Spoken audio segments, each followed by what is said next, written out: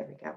Okay, so vectors and their components. So I'm going to go ahead. I'm going to start off by giving you kind of like all the formulas that you're going to need to use for this section. And a lot of these will carry out throughout the next few sections. It's a super short chapter or unit. It only has 3 sections in it. So let me go ahead and let me introduce what does a vector look like? What does it mean component form? So let's start off with this. So if I have something that's written like this, 1, 2. This notation right here is what we call, it's kind of blurry. Let me see if I can fix this. This notation is component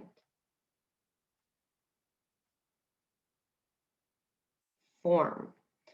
So when they talk about component form, they're talking about using these little arrow brackets. And I'll talk more about exactly what does that represent in a second. Let's get through some notation first.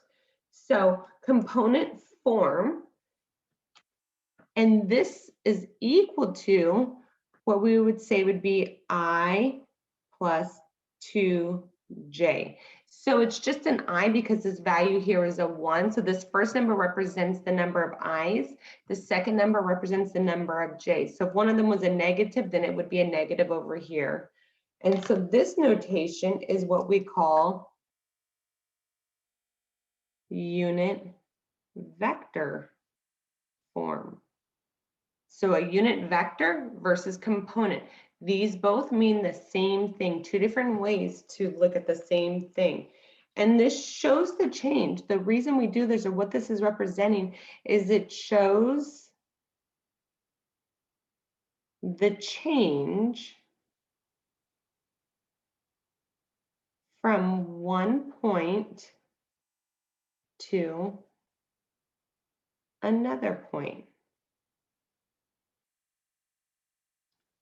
So real quickly, I'll kind of point out here. So if I have a point that starts off here and it goes to where this arrow is pointing, this change from here to here, we can show using component form or as a unit vector. This is where the ideas of vectors come from. So we would start from where that endpoint is. It's a ray, so this would be the endpoint, to where it's pointing to. So this is that change we're talking about, from this point and moving it to here. So again, I'll come back to more to that, but let's keep talking about some other things you're going to come across. You're also going to hear the word magnitude. The magnitude of something. Well, let me write the word before I show the notation. So magnitude. When we talk about the magnitude of something, when we're talking about the magnitude, we're talking about the length. The length of the vector. So how long is this vector from this point to this point? What is that distance? What is the length of it? We reference it as the magnitude. Now, this magnitude, you might see a couple different types of notation. Sometimes you see a double bracket like this to show the magnitude. Sometimes you'll see it just as a line and it's like a bold letter. Like this, and this is what's most often written in here. It's not saying the absolute value, that's representing the magnitude. And it's also equal to, so these notations, it just depends on the textbook or what you're looking at on which one, but they're both talking about this magnitude. And the magnitude is going to be U1 squared plus my U2 squared. What am I talking about, a U1 and a U2? Well, I can label these components. This value right here would be my U1. This would be my U2. So I take that vector, that component form, and I square each of the values to get the magnitude. I'll go through all examples of all of these, but this is just kind of all the formulas, just so you have it all in one spot to look back to. The next thing you're going to need to know is what we call the dot product. So the dot product is always going to give you a scalar number. So it's always going to be some type of real number. And we talk more about this throughout the unit. So the dot product, we say vector u times some vector v. So it's this little dot. It's not saying multiply, it's a closed circle, and it's what we call the dot product is equal to U1 times V1 plus U2 times V2. And then the directional angle is going to be equal to tangent of theta is equal to y over x, or you can say that theta is equal to, if you want the angle, remember, use the inverse of my y over x. Make sure that you check what quadrant you're in. Don't forget about, you have to check your quadrant.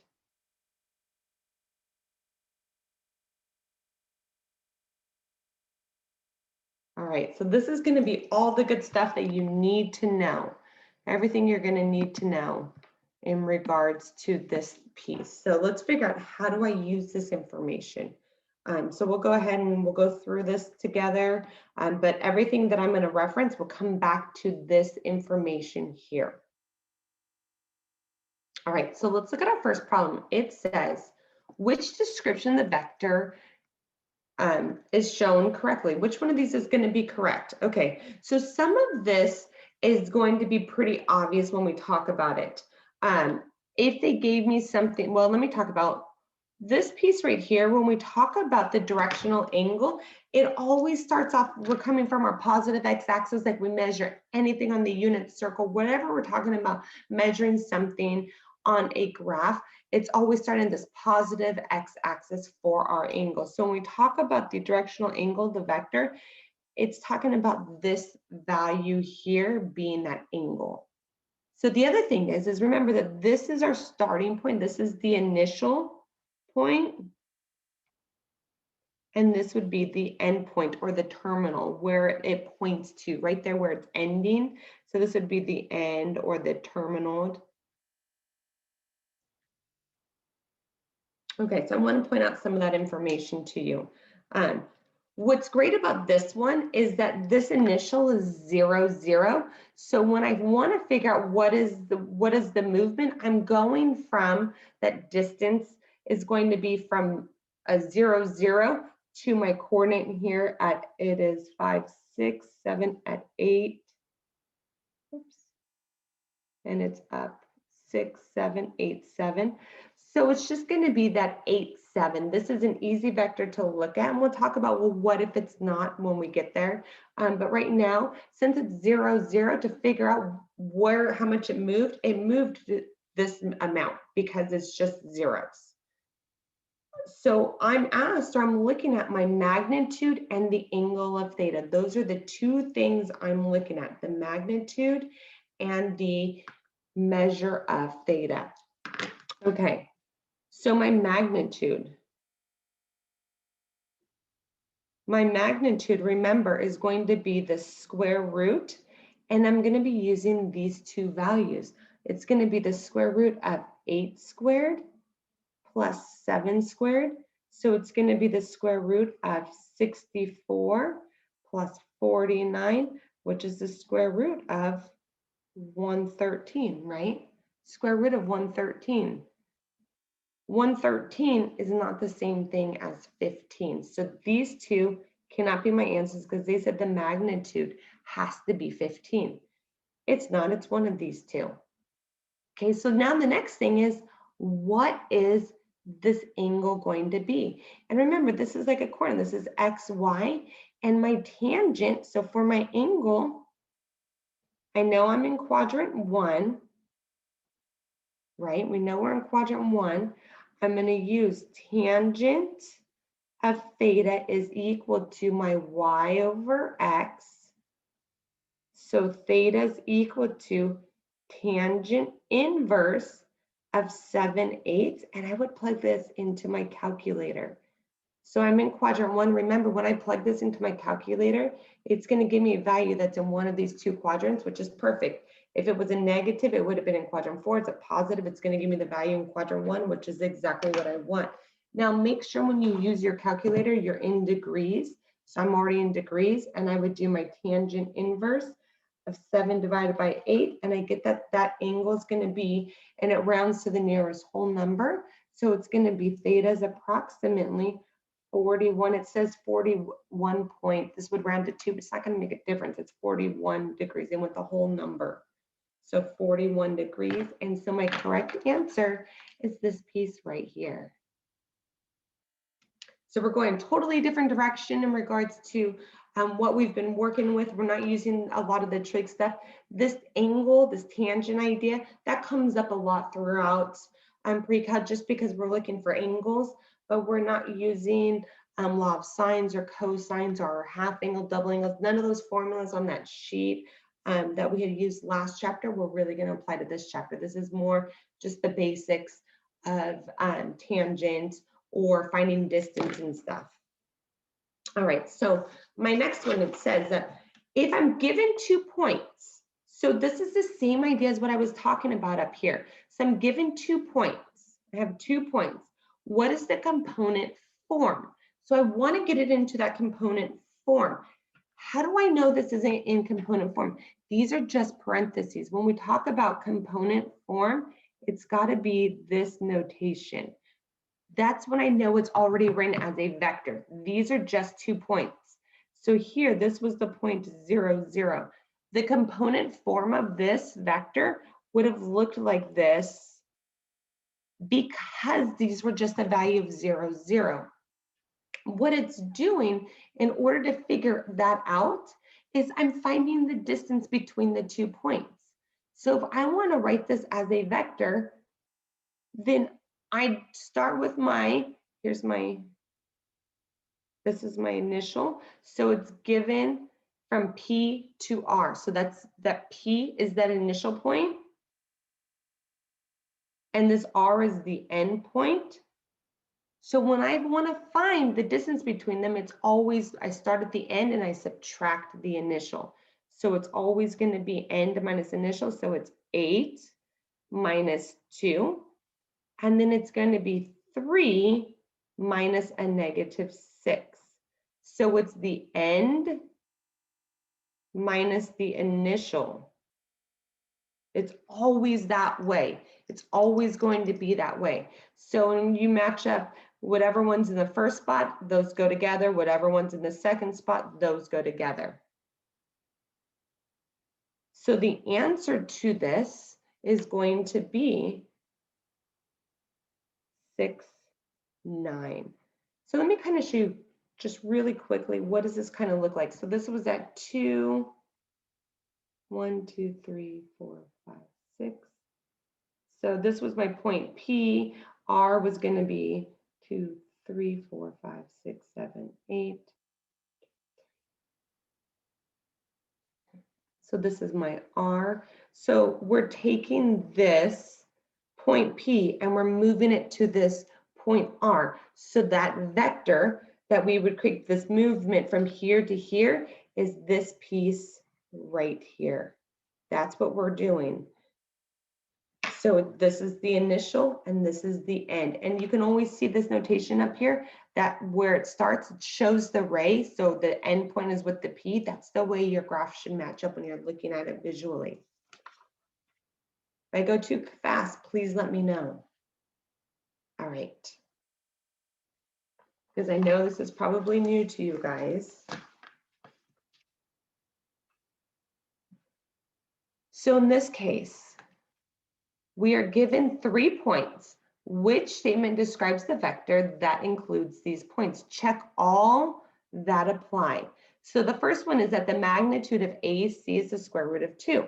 So we want to figure out, well, what's the magnitude of AC? So if I want to figure out the magnitude of AC, I need to figure out what vector AC is first. What is my vector AC? So notice A is going to be that start, C is the initial. So if I want to know what vector AC is, I'm looking here. I start with the end point. it's -7 minus 9.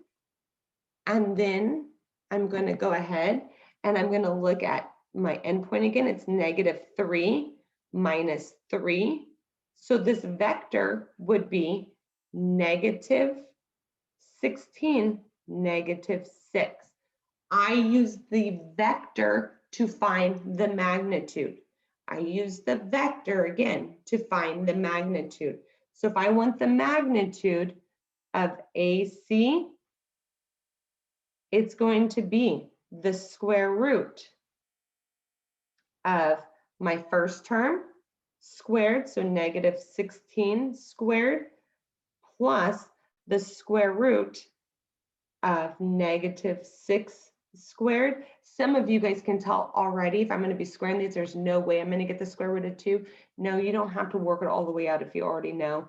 But just to kind of practice with you guys, it'd be 256 plus my 36. So the magnitude of that vector would be 292. Maybe that could be simplified. I didn't even check to see if I could clean that up because I already knew it wasn't going to be the square root of 2.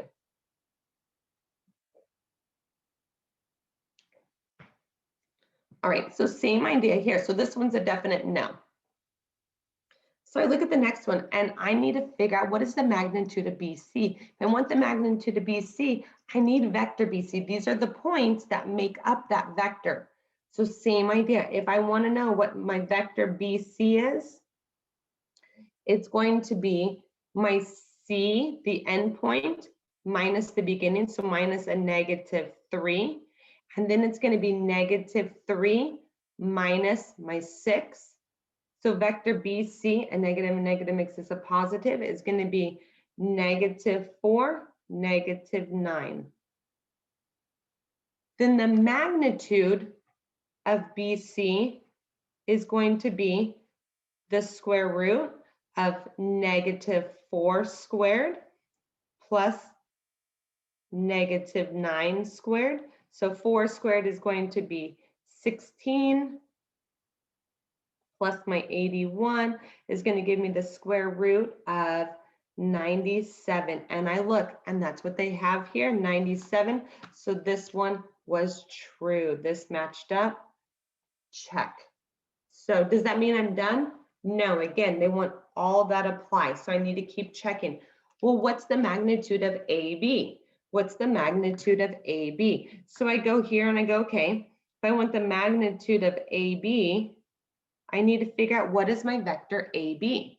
So I go here and I go, and my endpoint is B. So I'm going to start with my -3 minus 9, and then it's going to be 6 minus 3. So the magnitude of AB is going to be -12, 3. So if I want to find the magnitude of AB, it's going to be the square root of -12 squared plus a 3 squared. 12 squared is going to give me my 144 plus 9 is going to equal the square root of 153. This is a cleaned up version of something, so I like to see what goes into 153, and 3 times 51, which is 3 times 17. I could pull out a 3 square root of 17. Awesome, this is the same. And then I look down here and I'm like, oh, look, these are the vector pieces. I had to find these pieces to be able to answer the magnitudes. So I go back to my AC and I said that AC, the vector of AC was -16,6. That was true. We found that. My vector of BC was 10,9. So I go to my vector BC. Ooh, did not match up. Nope. And then I go to my AB. My vector of AB was -12, -12,3, which is exactly what we have. Done. I had all my pieces. So when I did the work for these, I actually found those. I could have checked them off along the way too, if you guys were looking at all of them. Totally up to you. Questions about that? Questions? All right. So my next one is talking about what is the approximate direction angle of vector V. So notice this bold. That bold is talking about that it is a vector. It's just notation. They bold it for you to let you know that it's already in that vector form. It's not just a coordinate, like these are just coordinates. They have the nice smooth parentheses. This has the pointed bracket, and they also use that bold notation to represent that this is a vector. So when I look at this and it wants to know what is the direction angle, we know that theta is equal to tangent inverse of y over x. And this is going to give me my x and y value that I'm going to use. So yeah, I said it's not a point, but it's representing where that angle, where that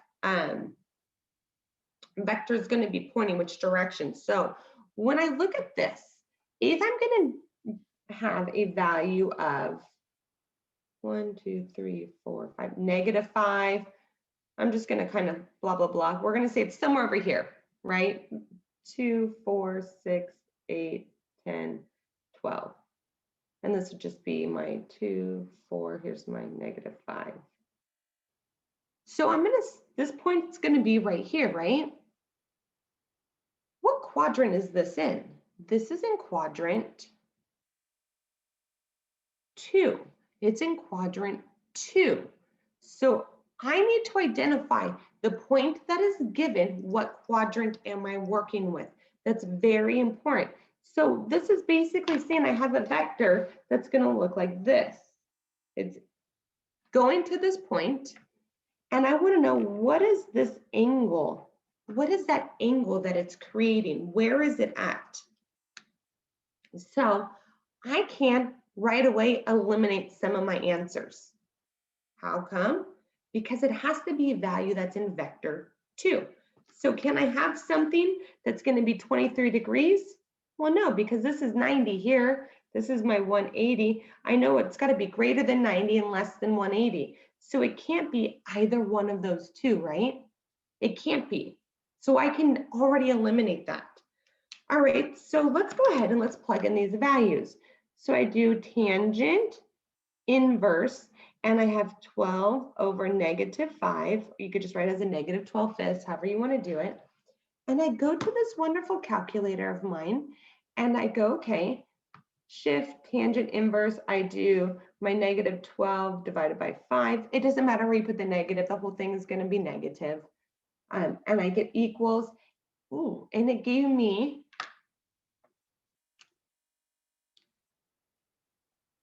-67 degrees. And I just went ahead and went with the whole number because everything here was working with just whole numbers. So it's a -67 degrees. -67, that did not help me because I said I had to be over here in quadrant 2, but it gave me an answer here in quadrant 4. Well, remember that when we find tangent inverse, it's automatically going to eliminate these options when you're solving the inverse like that. It's going to eliminate that second option. Remember on our unit circle, there's always going to be two values for them. So like a -1/2 for my y value and a -1/2. But if I was finding the sign of it, I wouldn't see this 1/2 over here if I was finding the inverse. It's only going to eliminate, it's going to give you the one value. But when you're looking at the angle measurement, that's not going to be the only answer because it has to be over here. So how do you find that value then? So they gave me this answer. And what happens is this angle right here is going to be the same as this angle right here. So they didn't tell me what my angle is for this black piece, but what I do know is that this, let me write this down, oops, 67. What they did tell me is that this piece right here has to be 67 degrees. If this is 67, then this piece has to be 67.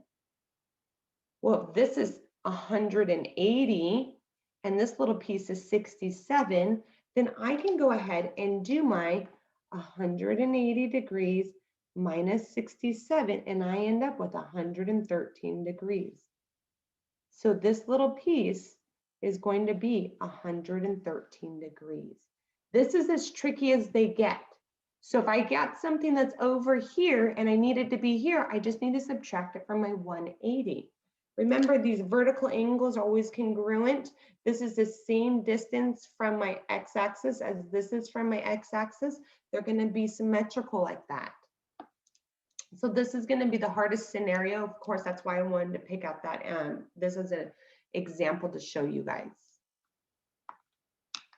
All right, and then I come to a word problem. So let's go ahead and let's look at this. A golf course designer is creating a scale drawing of a new course on a coordinate grid and using vectors to describe the displacement from the starting point to the hole. So it's telling us our starting point to the hole. For the first hole, the ball starts at the point -15, -12.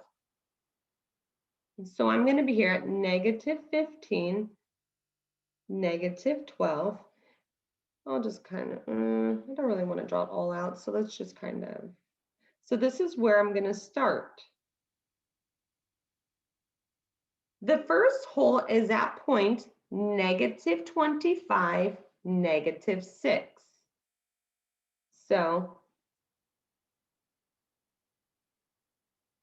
I'm here at -25, 6. The scale of the model is 1 unit equals 20 yards. So for every 1 unit that I get here, it's going to equal 20 yards.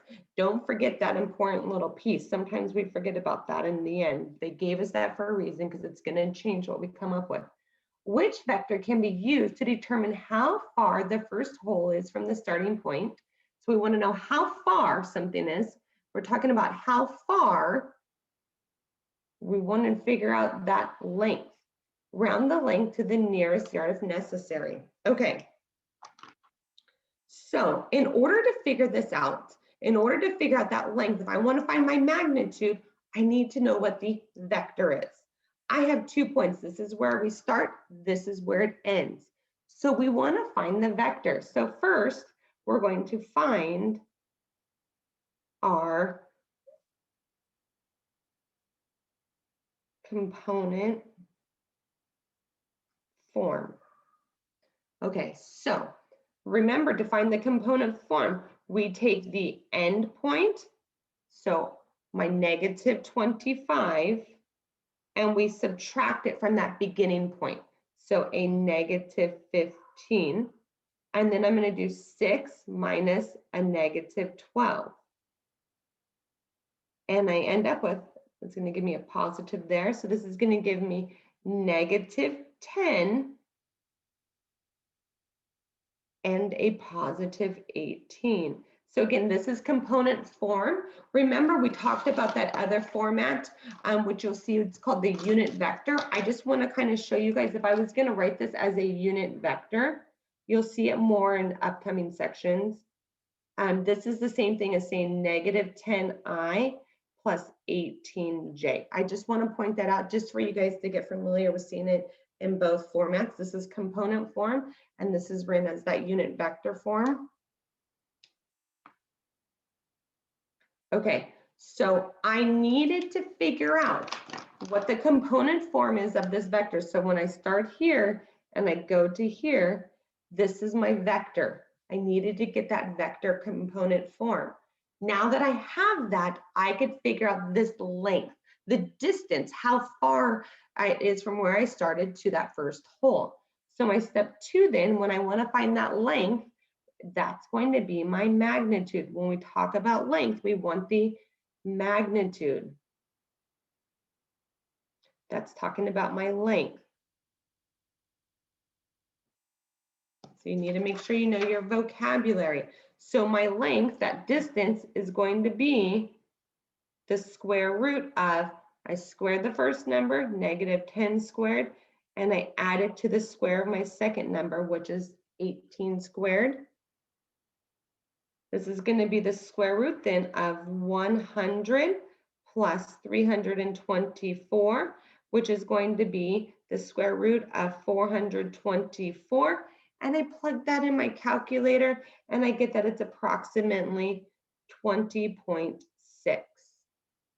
So I'm like, all right, great, 20.6, except for that is nowhere near any of my answers. I already know it's not going to be one of these two because that's not my vector. But, well, what's going on here? Oh, remember this? This is 20.6 units, but 1 unit, this is 20.6 units, but 1 unit is 20 yards. So my third step would be to do my 20.6 times my 20 yards. And when I do that, I get approximately 412 yards. It was like 411.8, something like that. So I have then my answer right there. So be careful. Luckily, they didn't give you this as an answer choice, so you knew you had to look for more. You were missing something, but who knows if they do that for all the problems or not. So just make sure, write it down off to the side, circle it, something as you're reading your problem so you don't forget to do that little step that will totally give you the wrong answer. All right, so tomorrow I'll go over quiz questions. Hopefully this gave you guys a good overview. Remember, if you're looking for the magnitude, you have to have it in a vector form. Have to have it in a vector form for you to figure out the magnitude. That's going to be one of your biggest mistakes. And again, check for what quadrant you're in, because this will default you to a quadrant 4 answer if it's a negative. And so you might need to go ahead and subtract it and work it out that way. It's always going to be tangent to find this. So it's either going to be your answer or it's not. So you're going to have to kind of pay attention to see where you're at. If you guys have questions, please message me. Otherwise, you guys have a wonderful Monday and a good rest of your day. I'll talk to you guys later. Thank you. You're welcome. You have a great day.